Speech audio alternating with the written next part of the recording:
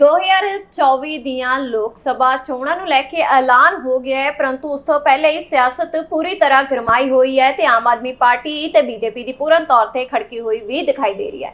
ਸੰਜੇ ਸਿੰਘ ਦਾ ਇੱਕ ਵੱਡਾ ਬਿਆਨ ਸਾਹਮਣੇ ਤੇ ਬੀਜੇਪੀ ਦੇ ਉੱਤੇ ਉਹਨਾਂ ਨੇ ਪਲਟਵਾਰ ਕੀਤਾ ਹੈ ਤੇ ਉਹਨਾਂ ਨੇ ਕਿਹਾ ਕਿ ਮੋਦੀ ਸਰਕਾਰ ਦੇ ਵੱਲੋਂ ਆਵਾਜ਼ ਦਬਾਉਣ ਦੀ ਕੋਸ਼ਿਸ਼ ਕੀਤੀ ਜਾ ਰਹੀ ਹੈ ਤੇ ਪਹਿਲਾਂ ਕੇਜਰੀਵਾਲ ਨੂੰ ਹੁਣ ਹਿਰਾਸਤ ਦੇ ਵਿੱਚ ਲੈ ਲਿਆ ਤੇ ਪਹਿਲਾਂ ਮੇਰੀ ਗ੍ਰਿਫਤਾਰੀ ਹੋਈ ਤੇ ਫਿਰ ਕੇਜਰੀਵਾਲ ਨੂੰ ਵੀ ਹੁਣ ਈਡੀ ਦੇ ਵੱਲੋਂ ਹਿਰਾਸਤ ਦੇ ਵਿੱਚ ਲੈ ਲਿਆ ਤੇ ਹੁਣ ਅਗਲੀ ਵਾਰੀ ਜਿਹੜੀ ਕਿਸੇ ਵਿਧਾਇਕ ਦੀ ਫਿਰ ਤੋਂ ਹੋ ਸਕਦੀ ਹੈ ਤੇ ਉਹਨਾਂ ਨੇ ਕਿਹਾ ਕਿ ਬੀਜੇਪੀ ਚਾਲਾ ਚੱਲ ਰਹੀ ਹੈ, ਵੋਟਾਂ ਤੋਂ ਪਹਿਲਾਂ ਹੀ ਕਿਉਂ ਇਹ ਸਾਰਾ ਕੁਝ ਕਰ ਰਹੇ ਹਨ ਤੇ ਬੀਜੇਪੀ ਆਪਣੇ ਆਪ ਨੂੰ ਜਿਤਾਉਣ ਦੇ ਲਈ ਆਮ ਆਦਮੀ ਪਾਰਟੀ ਤੇ ਵੱਡੀ ਅੱਖ ਰੱਖ ਰਹੇ ਨੇ ਤੇ ਕੱਲੇ-ਕੱਲੇ ਲੀਡਰ ਦੇ ਉੱਤੇ ਜਿਹੜੀ ਬੀਜੇਪੀ ਦੇ ਵੱਲੋਂ ਇਹ ਸਾਜ਼ਿਸ਼ਾਂ ਜਿਹੜੀਆਂ ਰਚੀਆਂ ਜਾ ਰਹੀਆਂ ਨੇ ਤੇ ਜਿਸ ਨੂੰ ਲੈ ਕੇ ਤਿੱਖੇ ਨਿਸ਼ਾਨੇ ਜਿਹੜੇ ਸੰਜੇ ਸਿੰਘ ਦੇ ਵੱਲੋਂ ਸਾਧੇ ਗਏ ਨੇ। ਪੂਰੇ ਮੁੱਦੇ ਨੂੰ ਲੈ ਕੇ ਸੁਣਦੇ ਆ संजय सिंह ਦਾ ਹੋਰ ਕੀ ਕਹਿਣਾ। समाधि पर नमन करने, प्रार्थना करने, आशीर्वाद मांगने के लिए यहाँ आया था अपने साथियों के साथ, थोड़ा नीचे रखिए भाई, हमारे माननीय विधायकों के साथ। हमने बापू को हमेशा इसलिए याद किया कि उन्होंने अंग्रेजों के शासन के खिलाफ लड़ाई लड़ी। क्यों लड़ी? क्योंकि इस वक्त बोलने की आजादी नहीं थी, स्वतंत्रता के साथ जीने की आजादी नहीं थी और इसलिए बापू ने इस देश को आजाद कराने के लिए अपना पूरा जीवन न्यौछावर कर दिया। आज आजादी के 77 साल के बाद ऐसी परिस्थिति इस देश में पैदा हो गई है। हम लोगों ने गांधी जी की समाधि पर यह प्रार्थना किया कि हे प्रभु,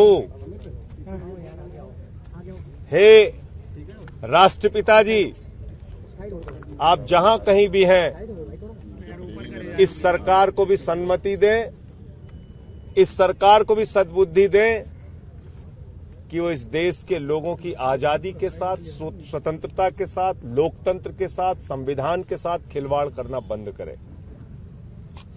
आज जिस प्रकार से एक निर्वाचित मुख्यमंत्री, दिल्ली के 2 करोड़ लोगों के द्वारा चुने गए मुख्यमंत्री को पकड़ के जेल में डाल दिया गया, ये तानाशाही की शुरुआत है। एक निर्वाचित मुख्यमंत्री को झारखंड में जेल में डाल दिया गया और पता नहीं कितने विपक्षी मुख्यमंत्रियों के लोग पकड़ पकड़ के जेल में डालने की तैयारी कर रहे हैं। ये इस देश के लोकतंत्र और संविधान के लिए बहुत बड़ा खतरा है और इसलिए हम सबको मिलकर लड़ना है। ऐसा ही आशीर्वाद मांगने के लिए बापू की समाधि पर हम लोग आए थे। समाधि पर नमन करने, प्रार्थना करने, आशीर्वाद मांगने के लिए यहाँ आया था अपने साथियों के साथ, थोड़ा नीचे रखिए भाई, हमारे माननीय विधायकों के साथ। हमने बापू को हमेशा इसलिए याद किया कि उन्होंने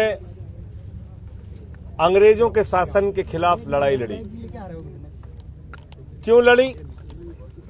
क्योंकि इस वक्त बोलने की आजादी नहीं थी, स्वतंत्रता के साथ जीने की आजादी नहीं थी और इसलिए बापू ने इस देश को आजाद कराने के लिए अपना पूरा जीवन न्यौछावर कर दिया।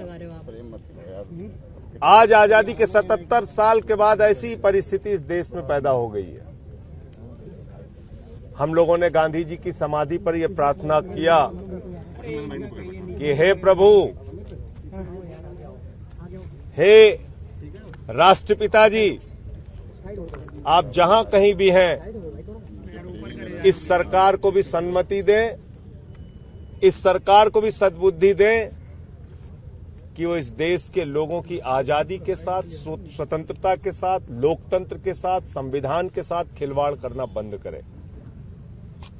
आज जिस प्रकार से एक निर्वाचित मुख्यमंत्री, दिल्ली के 2 करोड़ लोगों के द्वारा चुने गए मुख्यमंत्री को पकड़ के जेल में डाल दिया गया, ये तानाशाही की शुरुआत है। एक निर्वाचित मुख्यमंत्री को झारखंड में जेल में डाल दिया गया और पता नहीं कितने विपक्षी मुख्यमंत्रियों के लोग पकड़ पकड़ के जेल में डालने की तैयारी कर रहे हैं। ये इस देश के लोकतंत्र और संविधान के लिए बहुत बड़ा खतरा है और इसलिए हम सबको मिलकर लड़ना है। ऐसा ही आशीर्वाद मांगने के लिए बापू की समाधि पर हम लोग आए थे।